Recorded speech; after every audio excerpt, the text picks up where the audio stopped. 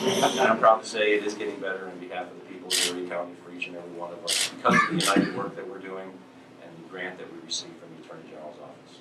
At this time, it is my pleasure to turn the podium over to the gentleman who allowed us to be here today through that grant, our great New York State Attorney General, Eric Schneiderman.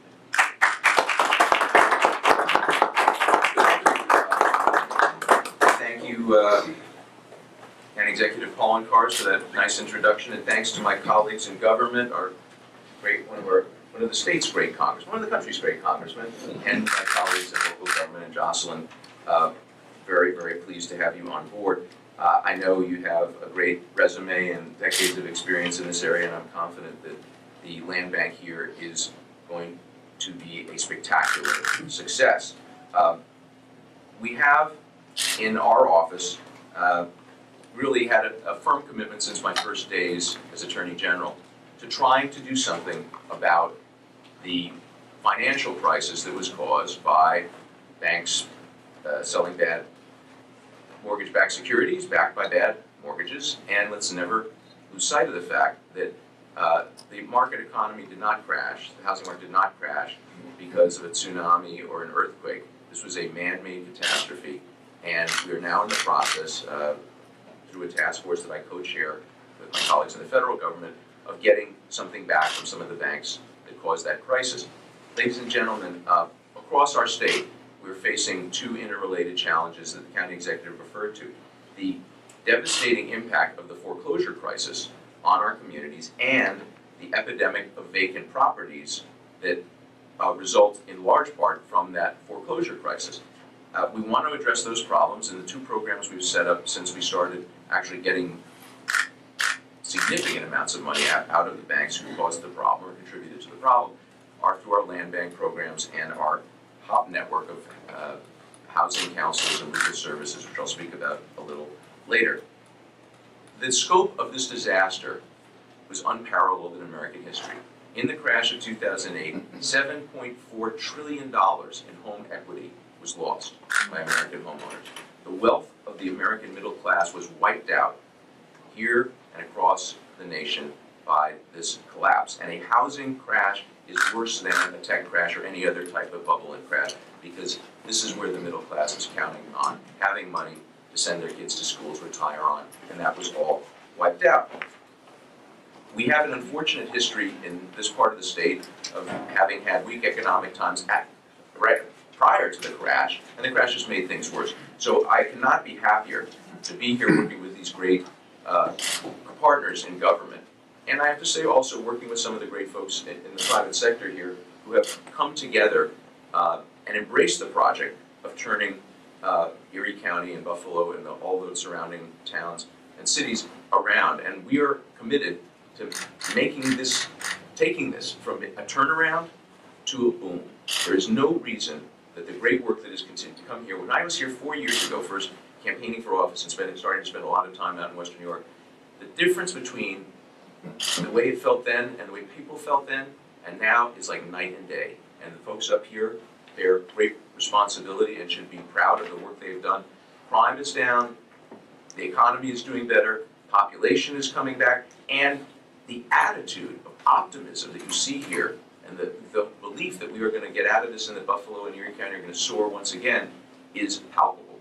So in our office, we have made a commitment to deal with these two intertwined problems and to help our colleagues here address them on the ground in a real way. The first has to do with abandoned properties. And as the county executive said, when there's an abandoned property, it's a problem for everyone on that block and in that community. They become havens for crime. They bring down property values. Neighboring homes suffer because of that. And frankly, local governments are left with the responsibility of taking care of them, even while the abandoned properties are bringing down the property tax base. So we have worked to hold the banks accountable and have insisted that the funds that they provide, and we're working with our colleagues in state government on some other programs that will be developed with some of these resources, because we've had a lot of success. Let's put it that way. We've gotten hundreds of millions of dollars, and we're just really getting started with the work of the task force. So our strategy has been to provide funding for the land banks that were created by the state government but never funded. And Erie County had the vision to set up a land bank even though funding wasn't really available, and was in a position to take advantage of it when we put out our request for proposals for the first round of funding. They can buy and rehabilitate properties, they can demolish properties, they can deed vacant lots to the sell or deed them to the people next door so they get back on the tax rolls. We've already provided about $13 million to land banks across the state, and another round of funding is coming this summer. I was proud last week to announce that we're introducing legislation to increase the number of land banks that are allowed in the state from 10 to 20, and I think that here in Erie County, you are setting an example, and there are a lot of other parts of the state that do not have land banks who are looking at you and saying, we've got to get this going also. So I thank you for your leadership, and I thank you for serving as an example. And the second part of our strategy, which I do want to mention, is that we also set up a Homeowner Protection Program. We are now funding more than 90 legal services and housing counseling agencies around the state, including 6 in this area, and they produce real results for real homeowners. When I first took office, 345,000 New York families were facing foreclosure. And we learned that more than half of them never had the opportunity to speak to an attorney at any point of the process. And my commitment to you as your Attorney General is that no New York family will ever be thrown out of their home because they couldn't get good legal advice. And we're making good on that promise, and we're expanding the HOP network, and we will ensure that those programs are funded and available. Since October 2012, when the program started at the end of last year, our HOP network assisted nearly 25,000 families, and more than 6,600 of those families have already received mortgage modifications or have mortgage modifications already approved. In Erie and Niagara Counties, we've provided assistance to more than 1,600 families, and many of those have already received mortgage modifications or have modifications in the pipeline. So we've done better in New York than pretty much any other state. The first settlement was over foreclosure abuse by the 5 largest mortgage servicing banks. We got over $130 million for New York, and the banks agreed to do a lot of principal reduction write-downs and otherwise modify loans to give homeowner relief. The federal Department of Housing and Urban Development at that time projected that New York homeowners would get about $600 million worth of relief from the banks, and principal or rate reduction and other relief.